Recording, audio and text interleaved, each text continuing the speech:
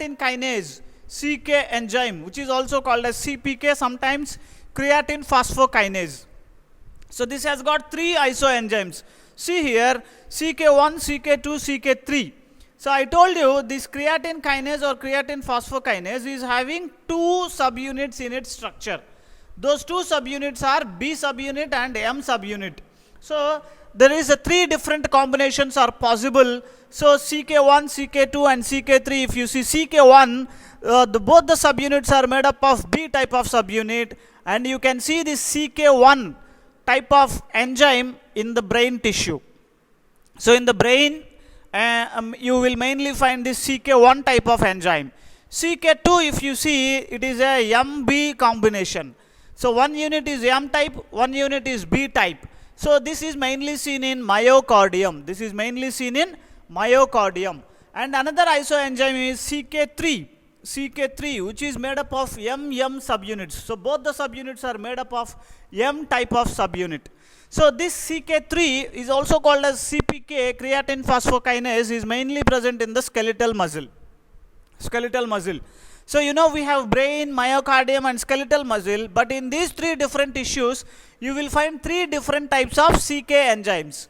So but they do the same function, but they are structurally little different from each other. So that is why they are called as isoenzymes, and these isoenzymes, as I said, they are present in all over the body in different tissues. They perform the same kind of function, but they are structurally different. They perform same function, but they are slightly physically different from each other. So creatine phosphokinase is one example. Now if you see the creatine kinase enzyme, normal value, we can estimate this enzyme in the blood by doing some test. So we can use this creatine phosphokinase for diagnostic purpose as well. So diagnosis of certain diseases like muscle degradation, or in case of myocardial infarction, which means nothing but heart attack in layman terms. Then in case of stroke also, we can identify this creatine kinase or creatine phosphokinase enzyme in the blood. So for that matter, this is useful as a diagnostic marker. It is useful as a diagnostic marker. Now you can see here the normal value of creatine kinase in the blood or serum is 15 to 100 units per liter in case of males, and in females it is 10 to 80 units per liter. So there is a variation from males to females because most of the creatine kinase is mainly present in the skeletal muscle. You know, skeletal muscle muscle tissue is more in case of males compared to females. So that is why the normal range is little higher for males compared to females. So in any of the diseases related to skeletal muscle, myocardium and brain, the creatine kinase or creatine phosphokinase enzyme concentration in the blood is going to be increased. It is going to be increased. So we can use this creatine kinase, especially for skeletal muscle disorders, we can go for CPK enzyme. For myocardium, we can go for CKMB. We can go for stroke related disorders or brain related disorders. To find out, we can go for creatine kinase BB type of enzyme estimation in the blood. So these isoenzymes also we can estimate, and estimation of these isoenzymes can give us a clue about the functioning of those organs in which it is present. Next enzyme, isoenzyme, is lactate dehydrogenase isoenzyme. See, LDH has got 4 subunits and it has got 5 isoenzymes. See, LDH has got 5 isoenzymes. I think earlier I have told 6 isoenzymes, but it is not correct. You correct it as 5 isoenzymes. So LDH has got 5 isoenzymes. Why 5 isoenzymes are possible? Because it has got 4 subunits, and the 4 subunits, out of these 4 subunits, 2 different varieties of subunits are there. One unit is H variety, the other unit is M variety. H variety and M variety. So you can see 5 isoenzymes of lactate dehydrogenase mentioned here: LDH1, LDH2, LDH3, LDH4 and LDH5. So these are the 5 different isoenzymes of lactate dehydrogenase which are present in our body. Now LDH1, if you see, it has got 4 subunits which are all of H type of subunits. So H refers to heart.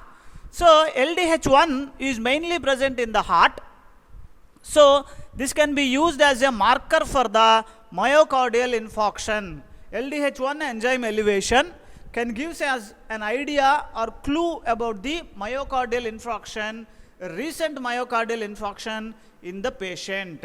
So, estimation of LDH enzyme can give us an idea about myocardial infarction. So, as this is present in the heart, LDH1 is more specific for myocardial infarction. LDH2, you see, out of the 4 subunits, 3 are of H type and 1 is of M type. So, this is called LDH2 isoenzyme, which is present in the RBC. So, RBC. So, this LDH2 elevation can give us a clue about sickle cell anemia or hemolysis in the particular patient. Then, LDH3. You see the components of LDH3.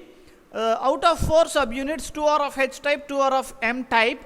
So, this is mainly present in the brain and kidney. LDH4, 1 H type, 3 M type subunits are there. This is mainly present in the liver. So, in case of viral hepatitis, we can use this LDH4 as a marker for viral hepatitis. To identify the hepatitis, we can use this LDH4 enzyme estimation in the blood. Then LDH5, you see all the 4 subunits are of M type. So, this is mainly present in skeletal muscle. So, estimation of LDH5, which is mainly present in skeletal muscle, can be used as a diagnostic marker for the identification of muscular dystrophy and muscle trauma related disorders. So, estimation of lactate dehydrogenase has also got diagnostic importance. So, normal value of LDH in our serum is 200 to 400 units per liter. So, it has got 5 isoenzymes: LDH1, LDH2, LDH3, LDH4 and LDH5. So, I have mentioned the different components that are present in each isoenzyme and where the location of this isoenzyme, in which tissue it is present, and what kind of disease we can identify by estimating the particular isoenzyme also I have explained you. So, you can see LDH, the normal electrophoretic pattern in this graph. This is a densitogram showing the different isoenzyme forms of LDH which are present in the body. So, I am not going into the more details about that electrophoretic pattern, which is not required as of now. Now, I am moving on to the another isoenzyme called alkaline phosphatase. In short, it is called as ALP. Now, ALP has got 5 isoenzymes, and these enzymes they are located in different tissues like liver, biliary canaliculi, bone, intestine, placenta. Then this placental alkaline phosphatase is also called as Reagan isoenzyme. Okay. So, among these 5 types of alkaline phosphatase, the liver consists of 25% of total activity of ALP, and then biliary canaliculi 10%, bone 50%, intestine 10%, and in the placenta 1%. So, normal serum levels of ALP in adults is about 40 to 140 units per liter. Normal serum levels of ALP in adults is about 40 to 140 units per liter. Usually, this ALP is used as a marker for liver functions, and it is also serves as a marker for the bone related disorders. You can see the percentage of ALP located in different tissues. Majoritarily it is located in bone, and next to bone it is located in the liver. See, 50% in bone tissue and 25% in liver tissue. So, any elevation with regard to alkaline phosphatase could be a disorder related to bone tissue or liver tissue. So, this is why I am telling you that these isoenzymes are having diagnostic importance. So, normal serum of ALP in adults is 40 to 140 units per liter. So, this is how we can use these different isoenzymes. So, studying of different isoenzymes is really useful for diagnostic purpose of various disorders. So, that is about various isoenzymes and different isoenzyme forms. Now, how we can identify these isoenzymes?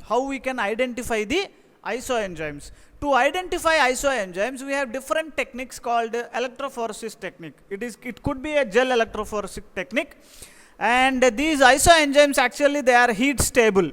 So by studying the heat stability of the different forms of the isoenzymes of the same isoforms of the same isoenzyme, we can understand that they are actually different. Though they look like same, they are performing the same function, but still they are different.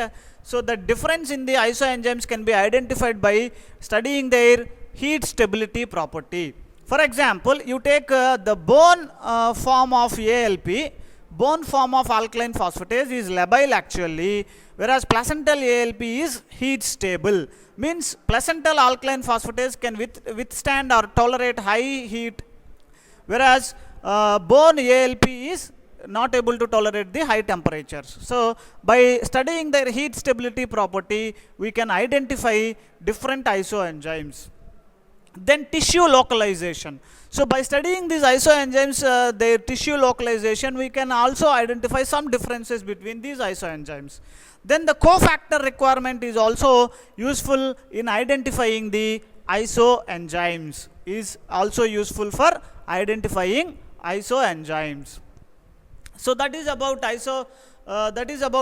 isoenzymes. I have explained you about the ALP, LDH, CK.